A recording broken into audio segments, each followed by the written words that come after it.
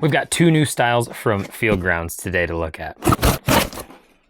Two new styles, somewhat more semi-formal from Field Grounds. This is their new Loafer, and then we also have their new Derby. Eric is going to be testing the Loafer. He got it in black. I'm going to be the one reviewing the Derby, and I also got it in this really clean looking black. Talking about the features of these two shoes, they're going to have some similarities, even though their styles are obviously very different. One of the places where they are going to have that similarity is going to be something Eric and I love, and it is the faux heel that we have here. And we have it on both models. That's going to really make these blend into the formal and semi-formal situations. You're going to find yourself using these in.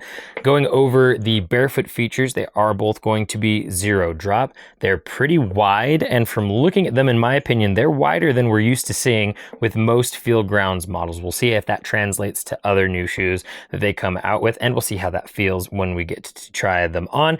They're going to have pretty good flexibility overall because Field Grounds always goes minimal. If I had to guess, I'd say this is in that 8 to 13 millimeter range that Field Grounds likes to stay in. The last thing that I want to bring up with these is going to be a new insole that we haven't seen from Field Grounds before. It seems like it's polyester topped. It's maybe 3 or 4 millimeters, and it's just a squishy foam on the bottom there. Super excited to see how these feel on foot.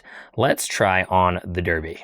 All right, the first thing that I want to note here is going to be the toe box. The toe box is definitely feeling wider to me than other Field Grounds that we have tried. In my opinion, that's a welcome change. They tend to be a little bit on the narrower side, and it's wide enough for me in general, but I'm liking this width quite a bit more. We're going to have good flexibility, not only because of the minimalism, but also because of the materials used. These are going to be faux leathers. They never use real leather. The downside to that's going to be durability, but the upside is going to be minimal to no break-in on these. So they're going to come out of the box very pliable and flexible with your foot, which is great. I think they look awesome. I am totally going to be wearing these to church tomorrow. So honestly, when it comes to feel and look, I'm a huge fan of these Derbies so far. There's a quick up close first look of the new Derby and the new Loafer from Field Grounds. Let me know down in the comment section what you think about these new really classy looking barefoot options from Field Grounds, and make sure you subscribe to our YouTube channel so you can see the eventual in-depth review